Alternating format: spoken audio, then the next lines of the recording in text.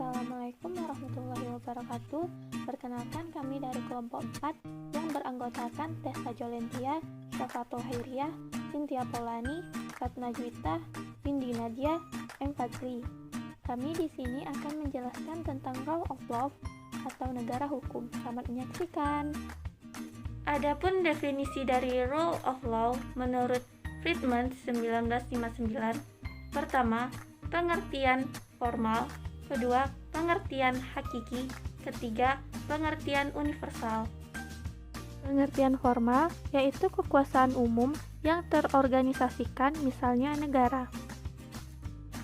Pengertian hakiki yaitu material, lebih menekankan pada cara penegakannya karena menyangkut hukum yang baik dan buruk.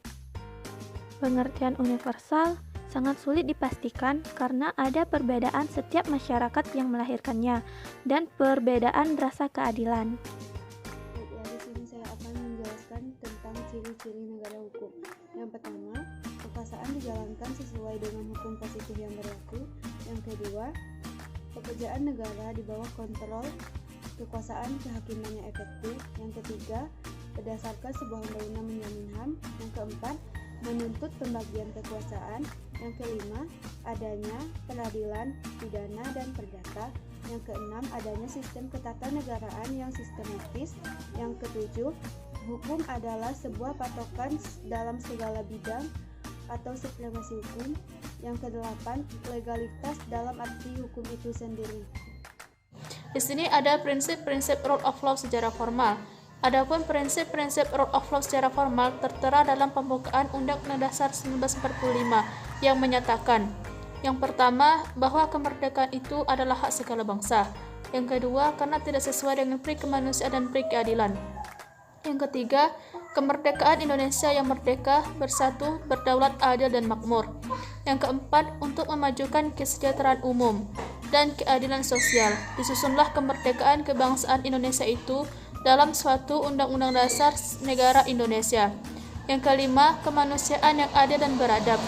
Yang keenam, serta dengan mewujudkan suatu keadilan sosial bagi seluruh rakyat Indonesia. Dengan demikian, inti rule of law adalah jaminan adanya keadilan bagi masyarakat, terutama keadilan sosial. Baiklah, di sini saya akan menjelaskan tentang rule of law secara non-formal, yaitu negara yang memiliki ruang gerak sempit. Negara mengurusi hal-hal sedikit, sedangkan yang banyak, terutama dalam kepentingan ekonomi, diserahkan kepada warga. Negara hanya mempunyai tugas pasif, yaitu baru bertindak apabila hak-hak warga negara dilanggar atau ketertiban umum terancam. Baiklah, di sini saya akan menjelaskan tentang fungsi rule of law. Fungsi rule of law pada hakikatnya adalah jaminan adanya keadilan sosial bagi masyarakat, terutama keadilan sosial. Penjabaran prinsip-prinsip rule of law secara formal termuat dalam pasal-pasal Undang-Undang 1945, yaitu ada 4 pasal. Yang pertama, pasal 1 ayat 3, yang kedua, pasal 24 ayat 1, yang ketiga, pasal 27 ayat 1, pasal yang keempat, pasal 28 di ayat 1 dan 27.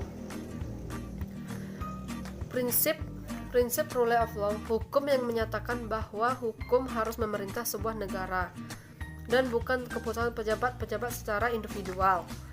Prinsip tersebut biasanya merujuk kepada pengaruh dan otoritas hukum dalam masyarakat, terutama sebagai pengaturan perilaku, termasuk perilaku para penjabat pemerintah. Ciri-ciri rule of law ada 3, yaitu yang pertama, terjadinya supremis aturan hukum. Yang kedua, sesama kedudukan yang terjadi baik pejabat maupun rakyat jelata mempunyai kesamaan kedudukan hukum. Yang ketiga, kemunculan jaminan perlindungan hak asasi manusia atau disebut dengan HAM.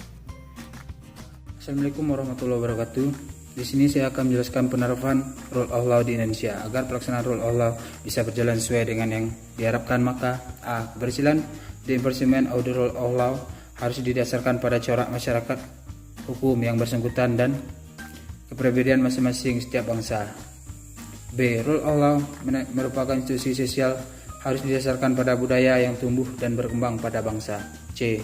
Rule of law sebagai satu legalisme yang memuat wawasan sosial, gagasan tentang hubungan antar manusia, masyarakat dengan negara harus ditegakkan secara adil juga memihak pada keadilan. Sekian dan terima kasih. Wassalamualaikum warahmatullahi wabarakatuh.